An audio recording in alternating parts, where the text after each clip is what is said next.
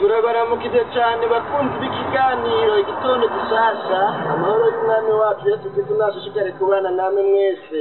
uko muriko murabibona muturamanye na jewe mwese mane namuna janye sanzo ndabategurira kino kiganiro nkongera nkakibashikiriza igihe muzindukanye muri kino kiganiro igitondo gishasha tuno musi nagomba dusangira amajambo y'Imana abonekana mu gitabo c'amazaburi dusoma mu izaburi ya 30 dusome umurongo wa 5 wonyine turabinge nayo majambo avuga ariko tutarasoma reka tubaze dusenga Imana hanyuma duce tubona kuyinjiramwo turagushimiye mwami Imana nyanamahoro wewe watuziganye ukaturinda iri joro ryose ryarenganye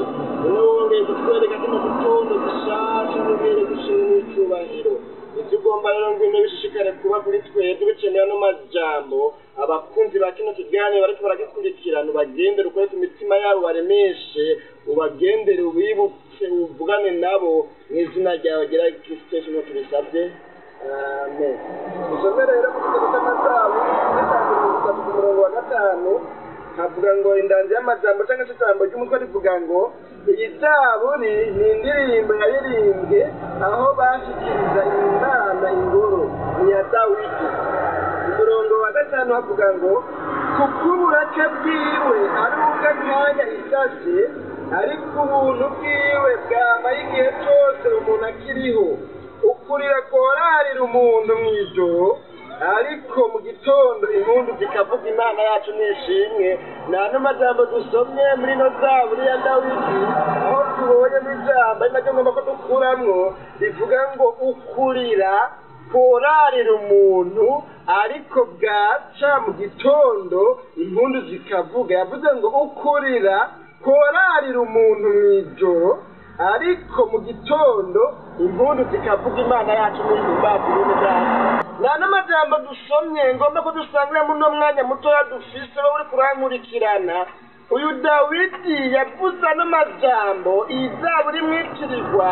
uravye kahise kiwe kaberekana yuko Dawidi yari umuntu azi ico kubabaro uvuga yari umuntu azi ico ari cyo kwankwa n'abavukanyi yari umuntu yaciye mu bibazo yari umuntu yaciye mu mageragezwa yari umuntu nawe yaciye mu ntambara urabizi ingene abo bavukana bakuru biwe bamusuzugura bamugaya bakamuhana ndinda bakabona kumengo ntaco wewe yoshobora n'acamaze mbere ahubwo umenga kadashoboye nako kuragira impene gusa muribuka na cagihe yica Goliyati ingene vyagenze ingene bamuhindagiza ko ataco yoshobora atacoza kuvuga mu rugamba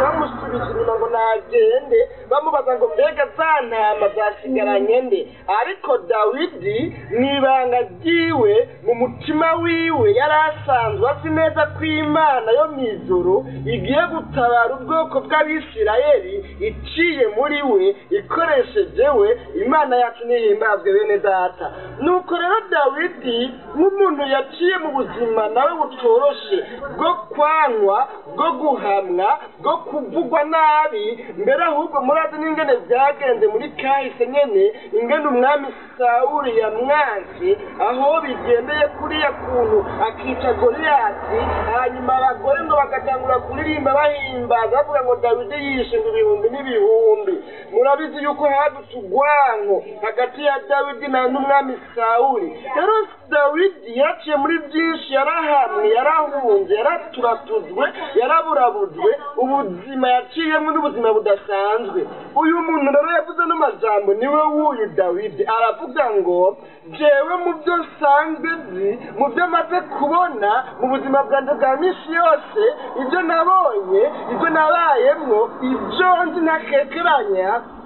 ndabizi neza yuko ukurira gushobora kurarira umuntu mw'ijoro umuntu akarara afise amaruswa umuntu akarara afise amageragezwa umuntu akarara afise amageragezwa umuntu akarara afise ibimuruhije umuntu akaba afise amaganya umuntu akaba afise amarira umuntu akaba afise ibibazo bimuhanze umuntu akabaho afise umusozi mu ruhanya yifuza kuminuka ariko bikanga mbere akaba yoririmba ya ndirimbo mu Kristo aririmba avuga ngo nagira ndawuduge ndawuminuke yamara amageragezwa nayo ariko agenda nsubiza inyuma kuko iyi ariyo nzira nziza iza mu ijuru akavuga ngo yemwe mwabahanuzi b'ibinyoma yemwe mwamageragezwa mwe yemwe mwabintu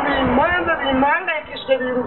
bigomba kunsubiza inyuma ngo sinduguye umusozi mu ruhanya ngo ndawuminuke nimunyirekere imana yacu nihimbazwe rero umuntu birashoboka niko Dawidi ngaha yagombye kuvuga birashoboka yuko ukurira korarira umuntu mw'ijoro birashoboka yuko wokwirirwa n'amakuba wokwirirwa n'amageragezwa wokwirirwa n'intambara agashika ku mugoroba utaratabagwa no mw'ijoro ugasanga nturatabagwa mbere ngo akagira n'igihe ugenda kuryama ugasinzira ayo mageragezwa ayo marushwa ayo marira ayo makuba ayo mageragezwa izo ntambara iyo misozi uwo musozi mu ruhanya uko iguhagaze imbere uko iri muri situwasiyo bibonekana yuko umenga isi n'ijuru byagushitukiyeko ibyo birabaho niko Dawidi yavuze ngaha birashoboka yuko umuntu kurira komurarira mw'ijoro ashaka ngo mugabo ariko kandi conzi ngo ibyo naho byogenda gutyo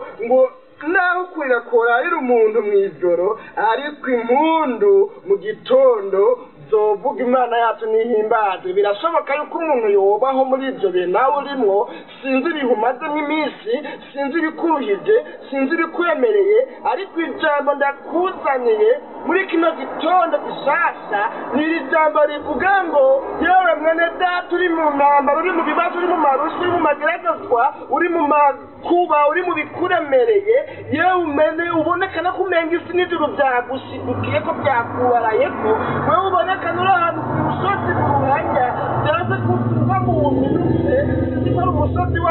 w'amadeni sinzi ko ari umusozi w'indwara sinzi ko ari umusozi w'uruhamo sinzi ibyo ari byo ariko mugabiza mu ndakuzanira ngo birashoboka ko ibyo byose byokurarira mu ijoro ariko bwaca mu gitondo impundu zikavuga imana yacu nihimbazwe birashoboka ko bimazemo imyaka myinshi ibyo bibazo urimo birashoboka ko bimazemo igihe kirekire ariko mugabo kino gitondo birashoboka ko imana igutabara birashoboka ko imana ikugirira neza birashoboka ko woronka inyishu muri kino gitondo iki gitondo kikaba igitondo gishasha ukabona ugutabarwa n'imana imana yacu nihimbazwe nane amajambo rero bene data sinzi ibibazo murimo sinzi intambara murimo ariko iri jambo ricakire uribika hadata n'ijambo ry'iwawe umenye yuko naho bimazemo igihe kirekire naho bizungurutsemo igihe kirekire ariko birashoboka cyane yuko iki gitondo cokura ari igitondo gishasha cokura ari igitondo cy'umugisha ugatabagwa imana yacu nihimbazwe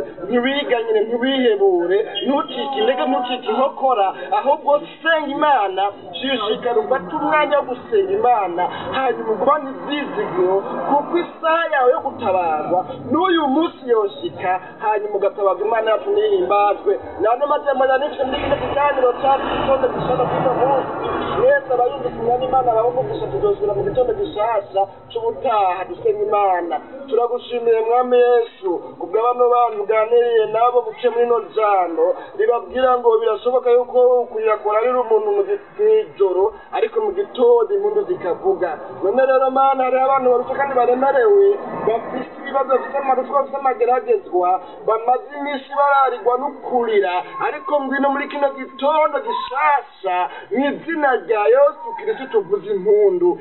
zisamira n'ubugingo bwabo bongere bahimbazwe banezerwe n'izina ryawe rya Kristo Yesu tubisabye amen.